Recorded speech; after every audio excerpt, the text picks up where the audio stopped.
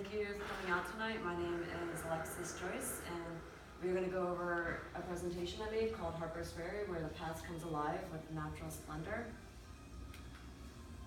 Harper's Ferry is nestled in the foothills of the Blue Ridge Mountains, and it hosts up to 500,000 visitors a year, as estimated by the National Park Service on their website. Harper's Ferry has been home to some notable guests, including George Washington's brother, who founded the neighboring town of Charlestown, Thomas Jefferson, Mark Twain, Alexander Graham Bell, Woodrow Wilson, Bill Clinton, and many other people. So we're going to go through a history of Harper's Ferry. We're going to start with the founding of the town, to the industrial boom, through the social issues around the Civil War and the pivot point of the town, as well as the social progress made post-Civil War to present day. So Harper's Ferry was bought in 1747 by Robert Harper. He bought the town from Peter Stevens, who had squatted the land. Back then they had squatters' rights.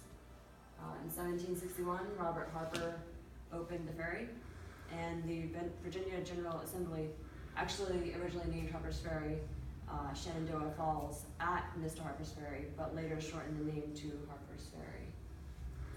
In 1796, George Washington, who was president, decided to put the second armory of the nation right there in Harper's Ferry.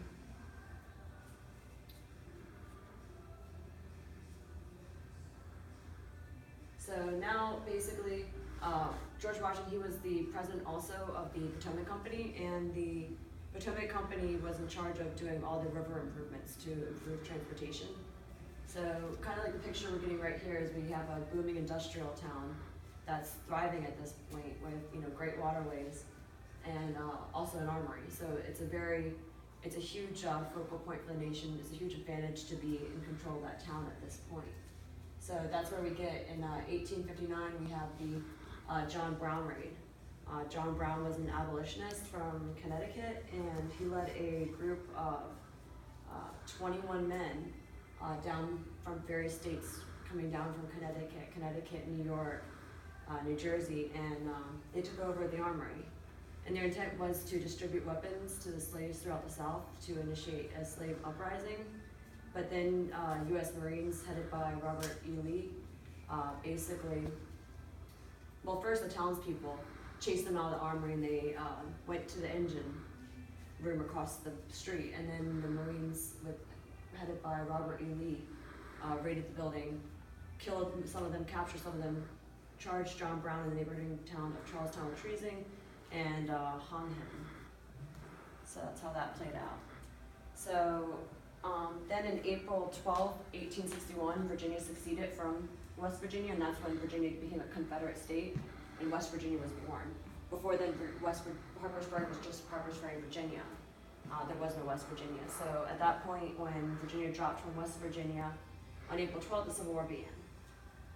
And began over many social, political, and economic reasons revolving slavery.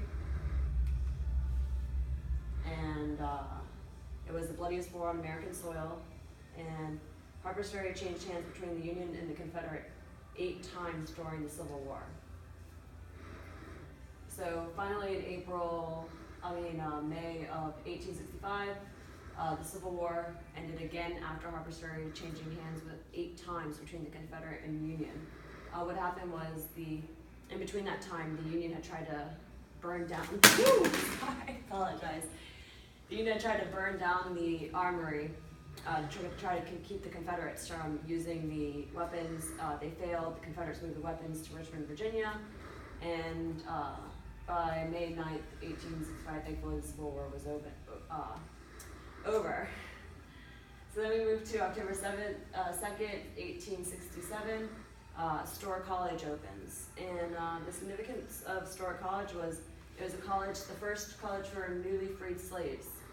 And then not only that, but in 1906, right there in Harper's Ferry, at Storr College, the Niagara movement had their meeting there, and famous author and scholar W.E.B. Du Bois said it was one of the greatest meetings American Negroes ever held. So, and then by 1911, the Niagara movement had merged with other groups to form the NAACP.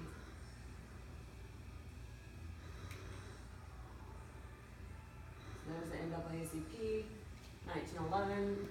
So then we moved to 1944. Harper's Ferry was declared a national monument, and in 1963 we moved Harper's Ferry to being declared a national park. Today, Harper's Ferry is still under the management of the National Park Service. And many people still visit Harper's Ferry due to its historic charm, its entertainment, and its education hosted by the National Park Service. And right there is a picture of Harper's Ferry in season during the daytime, courtesy of Wikimedia, the image posted by the National Park Service. Thank you for coming out tonight. I hope you're able to enjoy Harper's Ferry with me sometime soon. I look forward to seeing you. Thank you.